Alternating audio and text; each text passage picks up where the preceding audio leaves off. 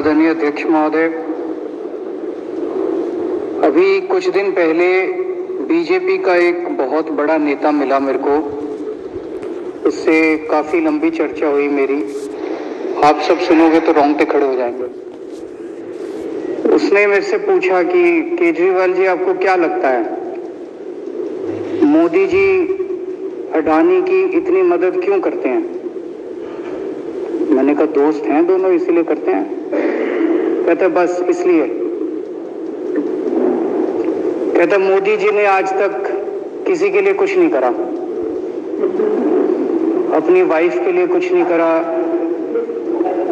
अपनी माँ के लिए कुछ नहीं करा, उनके भाई गुजरात में रहते हैं उनके लिए, किसी रिश्तेदार के लिए कुछ नहीं करा,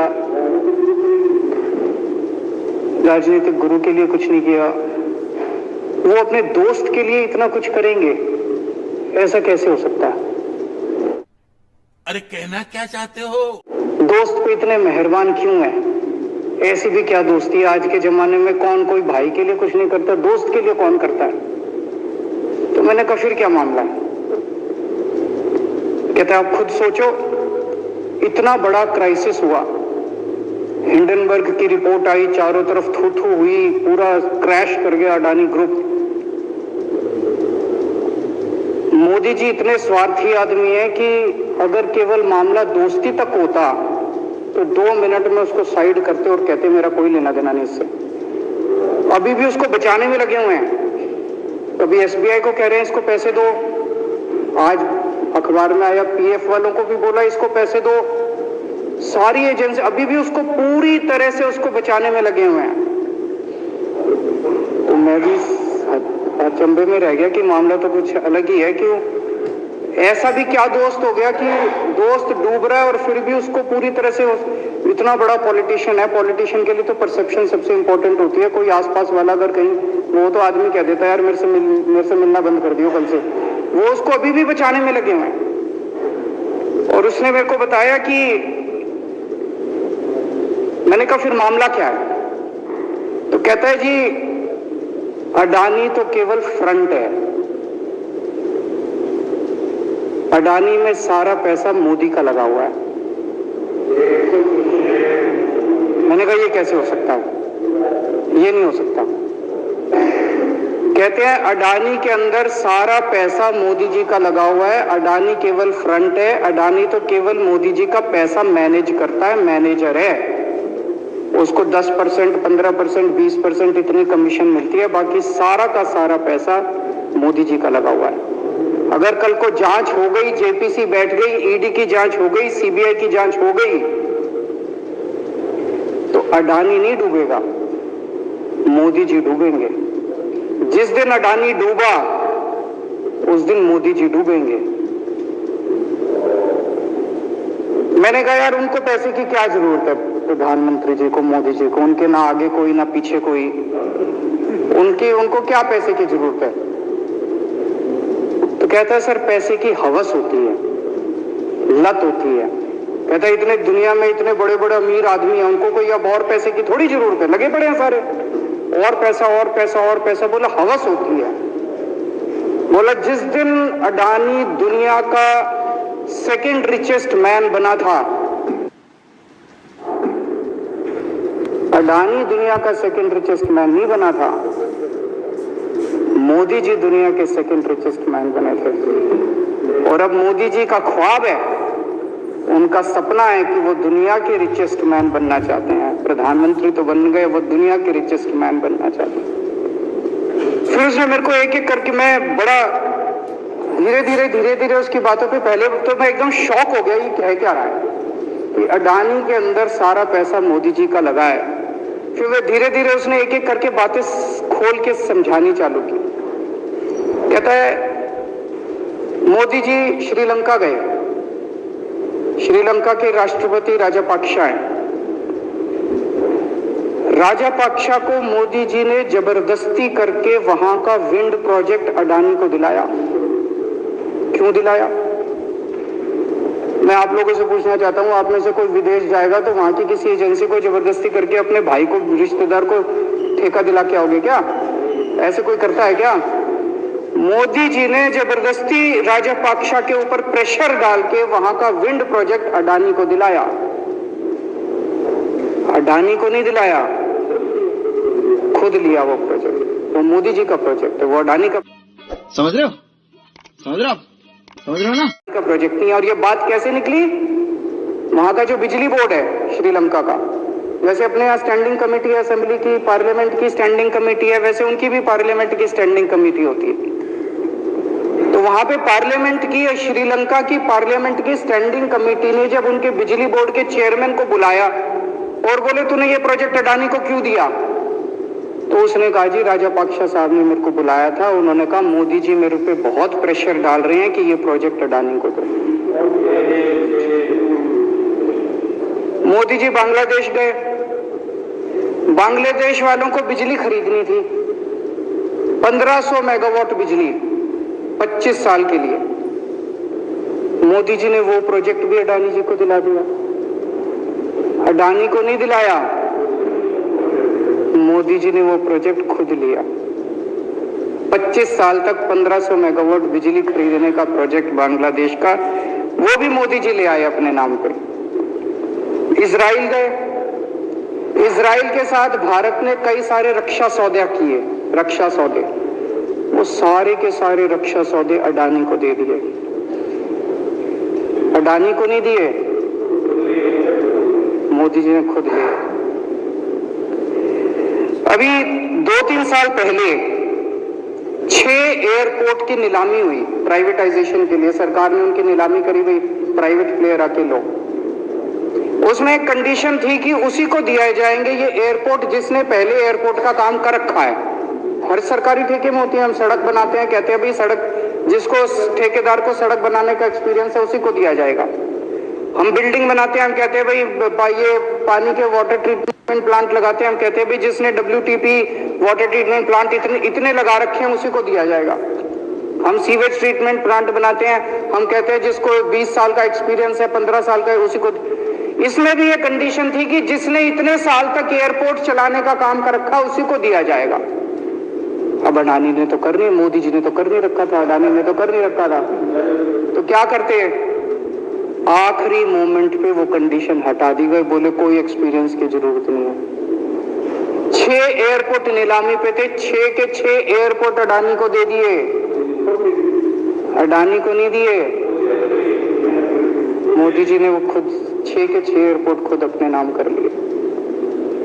आज 2021 नवंबर में एयरपोर्ट टेक ओवर किए, 2023 1.5 साल हुआ है। 1.5 साल के अंदर आज एयरपोर्ट का 30%, पूरे देश का एयरपोर्ट का जितना धंधा है, बिजनेस है, उसका 30% बिजनेस जो है वो मोदी जी के पास है।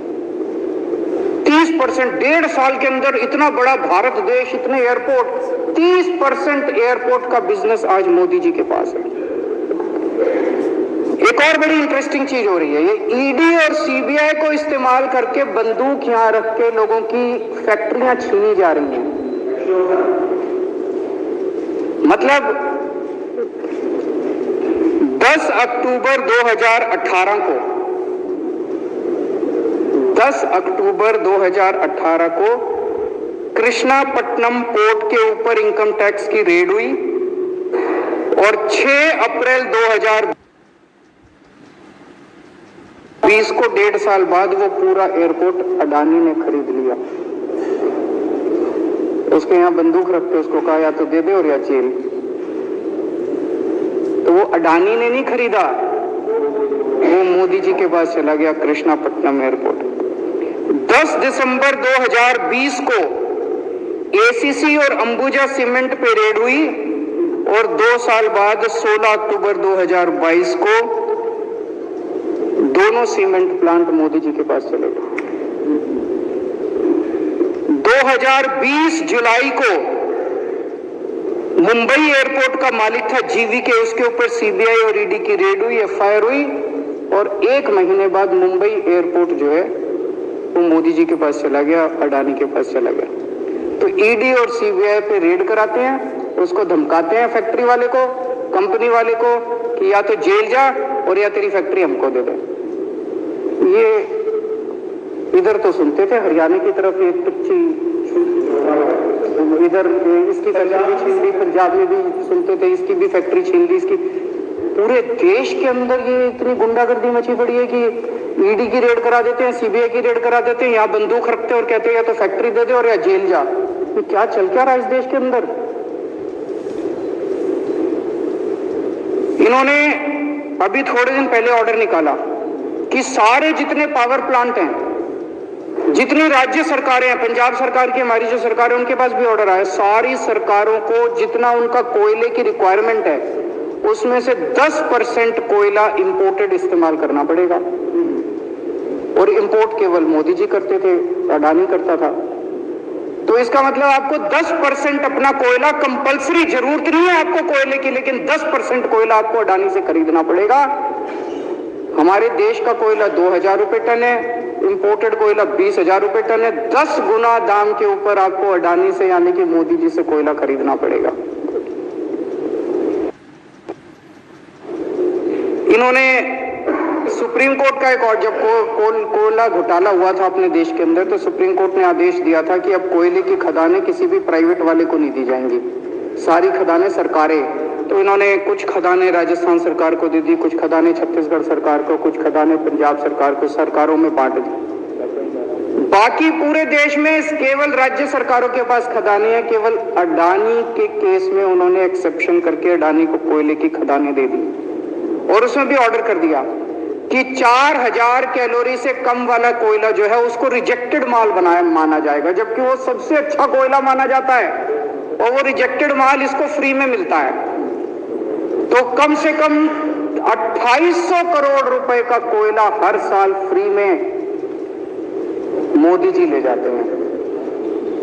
2800 करोड़ रुपए का कोयला हमारी खदानों से हर साल मोदी जी निकाल के ले जाते हैं। 2014 में, अभी जो अतीशी जी ने कहा, 2014 में अडानी जी की यानी कि मोदी जी की जायदाद 50,000 करोड़ की थी। 7 साल बाद इनकी जायदाद हो गई 11.5 लाख करोड़। मोदी जी इतना पैसा लेके कहां जाओगे? 11.5 लाख करोड़ रुपए की जायदाद, 7 साल में इतना लूट लिया आपने देश को। 2014 में 609 नंबर पे थे, अब ये सेकंड रिचेस्ट बन गए, अब रिचेस्ट बनना चाहते हैं। ये तो लेकिन कुदरत है, कुदरत तो बड़ी ताकतवर है। किसने सोचा था एक दिन हिंडनबर्ग रिपोर्ट आएगी और 24 घंटे के अंदर सारा तहस नहस हो जाएगा। 1947 से लेके 2014 तक 67 साल में भारत देश ने, सारी सरकारें जितनी आई सबने मिलके 55 लाख करोड़ रुपए का कर्जा लिया था भारत सरकार ने। 2014 से 2022 7 साल के अंदर 85 लाख करोड़ रुपए का कर्जा ले लिया, दुगने से भी ज्यादा। जितना 67 साल में लिया था उतना 7 साल में ले लिया। ये पैसा गया कहां? ये पैसा गया कहां? ये सारा इनकी जेब में क्या? तो मैं जनता को कहना चाहता हूं, आप तो जीएसटी देते हो, अपने बच्चों का पेट काट के टैक्स देते हो, दूध पे, दही पे, हर चीज पे जीएसटी देते हो। वो जीएसटी का पैसा जाता है जनता की उसमें खजाने में, वहां से वो जाता है अडानी के खजाने में और वहां से वो जाता है मोदी जी के खजाने में। दोनों हाथों से लूट मची हुई है, पूरे देश को लूट रहे हैं प्रधानमंत्री जी, मोदी जी पूरे दोनों हाथों से लूट रहे हैं। कोयला लूट रहे हैं, एयरपोर्ट लूट रहे हैं, सड़कें लूट रहे हैं, बिजली लूट रहे हैं, पानी लूट रहे हैं, कुछ नहीं छोड़ा, सब कुछ लूट रहे हैं। जितना कांग्रेस ने 75 साल में नहीं लूटा, उससे 10 गुना इन्होंने 7 साल के अंदर, 8 साल के अंदर लूट लिया देश को। अडानी का क्या रोल है इसमें? मोदी जी कम पढ़े लिखे हैं, उनको समझ नहीं है कि करना क्या। अडानी आके बताता है पैसा यहां लगा लो, इस देश में चलते हैं, वहां की ये कंपनी खरीद लेते हैं, ईडी को और सीबीआई को इसके पीछे लगा दो। वो सारा मैनेजमेंट करता है, दिमाग उसका, पैसा मोदी जी का। उसके बदले में उसको पता नहीं 10%, 15%, 20% कितनी कमीशन मिलती है, लेकिन दिमाग सारा अडानी का है। और मेरे को ज्यादा चिंता इस बात की है अध्यक्ष महोदय, प्रधानमंत्री जी कम पढ़े लिखे हैं, उनको कम समझ में आता है। लोग आके उनको कुछ ना कुछ कहीं भी जाते हैं या कोई विदेश से आता है, उसके जो भी विदेश से नेता आता है या कहीं जाते हैं तो दो ही कंडीशन होती है। एक तो उसको कहते हैं भाई गले मिल ले, तो फोटो खिंचा ले, गले मिल ले, फोटो खिंचा ले, पार्क में घूम ले, तो वो फोटो खिंचाने के लिए उसको कहा जाता है भी फोटो खिंचा ले, फोटो खिंचाने के लिए। और दूसरा उसको कहा जाता भी अडानी को ये ठेका दे दे, अडानी को ये ठेका दे दे। और कोई किसी कईयों को कहते हैं तारीफ कर दे, कोई आके कुछ नेता आके कहते हैं ना मोदी जी तो दुनिया के सबसे लोकप्रिय नेता है। उसने क्या लेना देना मोदी जी दुनिया के सबसे लोकप्रिय, वो आके क्यों कह रहा है? बदले में वो देश, ये जो गोरे हैं ना, बहुत चतुर हैं, बहुत चालाक हैं, ये ऐसे इतने भोले वाले नहीं है कि यहाँ पे आए और कह गए मोदी जी दुनिया के, वो पता नहीं किस किस चीज पे साइन करा के ले जाते हैं, पता ही नहीं चलता बदले में क्या साइन करा के ले जाते हैं। यही हुआ था 17वीं 18वीं सदी के अंदर हमारे देश में। वो ईस्ट इंडिया कंपनी वाले आते थे, उस टाइम के हमारे राजे महाराजे भी ऐसे ही अनपढ़ होते थे, उनको कुछ अकल होती नहीं थी। उनके राज्य, उनके दरबार में आते थे, उनकी तारीफ करते थे, खूब तारीफ करते थे, और पता नहीं किस किस चीज पे साइन करा के ले गए। 100 साल के अंदर पूरा देश अंग्रेजों ने कब्जा कर लिया।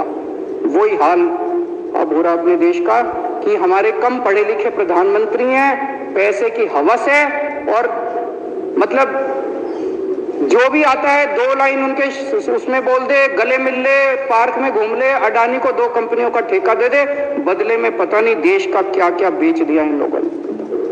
बहुत चिंता है हम लोगों को देश की इस वक्त, जिस दौर से देश गुजर रहा है। मुझे लगता है कि आजादी के बाद से सबसे भ्रष्ट प्रधानमंत्री अगर कोई हुए हैं जिन्होंने देश को इतना लूटा है, तो वो आज मौजूदा प्रधानमंत्री हैं।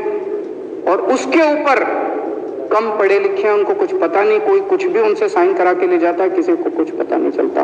मैं संजीव झा के प्रस्ताव का समर्थन करता हूं।